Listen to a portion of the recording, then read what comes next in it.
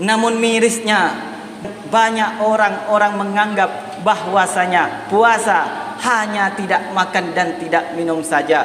Puasa hanya menahan lapar dan haus saja. Padahal hadirin sidang Jumaat sebutan kaula amul jaaki, marilah kita selalu bertakwa kepada Allah dengan menjalankan segala perintah Allah dan menjauhi segala larangannya. Selanjutnya, patutlah kita bersyukur atas segala nikmat yang Allah berikan kepada kita, baik itu nikmat sehat, nikmat sempat dan dipanjangkan umur, serta ditakdirkannya kita bisa bertemu dengan bulan suci Ramadan yang tidak semua orang bisa mendapatkannya. Ada yang sakit, ada yang terbaring lemas di rumah sakit, ada pula yang sudah meninggal dunia terlebih dahulu. Maka dari itu, bulan Ramadan ini merupakan momen kesempatan bagi kita semua untuk memanen amal sebanyak-banyaknya. Salawat beserta salam semoga tetap tercurah limpahkan ke pangkuan Nabi besar Muhammad sallallahu alaihi wasallam, seorang nabi yang telah memancarkan cahaya-cahaya keindahan dan keagungan laksana rembulan dan gemerlapnya bintang-bintang di hamparan gelapnya malam. Hadirin sidang Jumaat yang dirahmati oleh Allah, hari ini kita sudah memasuki bulan suci Ramadan, bulan yang penuh dengan ampunan Allah, bulan yang penuh dengan kasih sayang Allah, bulan yang penuh dengan keberkahan Allah.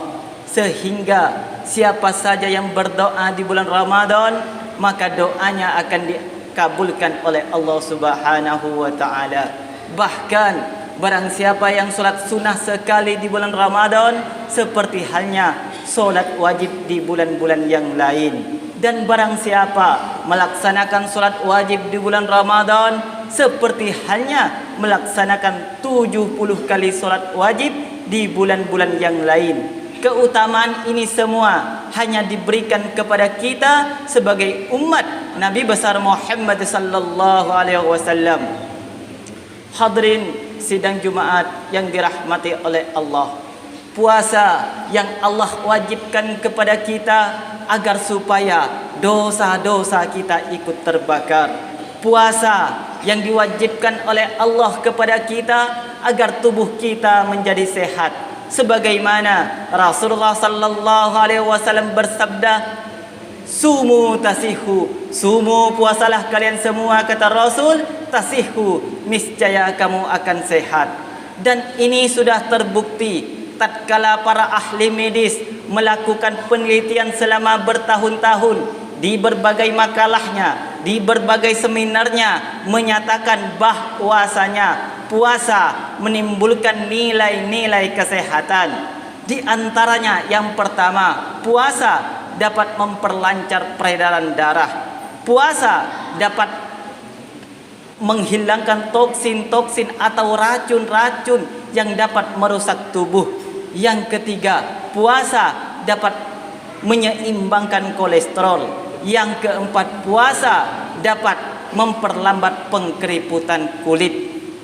Bahkan tidak hanya itu saja, flora dan fauna, binatang dan tumbuh-tumbuhan ada juga yang berpuasa. Seperti halnya binatang ular, tatkala ular ingin mengganti kulitnya agar ia dapat mengganti kulit dengan kulit yang baru, ia tidak makan, ia tidak minum agar dapat mengatur suhu badannya dan bisa mengelupas kulit-kulitnya.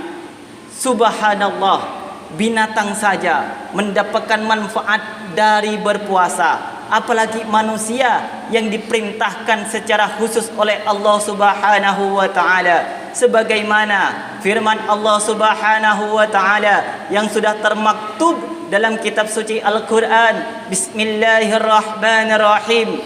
Ya ayyuhalladzina amanu kutiba alaikumusiyam kama kutiba allazina min qablikum la'allakum tattaqun. Hai orang-orang yang beriman, kata Allah, diwajibkan atas kalian untuk berpuasa sebagaimana diwajibkan atas orang-orang sebelummu agar kamu menjadi orang yang bertakwa. Namun mirisnya, banyak orang-orang menganggap bahwasanya puasa hanya tidak makan dan tidak minum saja. Puasa hanya menahan lapar dan haus saja. Padahal puasa tidak hanya tidak makan dan tidak minum. Puasa tidak hanya menahan lapar dan haus saja, melainkan puasa menahan segala sesuatu perkara yang dilarang oleh Allah Subhanahu wa taala. Maka dari itu banyak orang yang berpuasa, ia tidak mendapatkan apa-apa, ia hanya mendapatkan lapar dan haus saja. Sebagaimana Rasulullah sallallahu alaihi wasallam bersabda, ada 5 macam perkara yang menghilangkan pahala puasa. Puasanya sah tapi pahalanya hilang.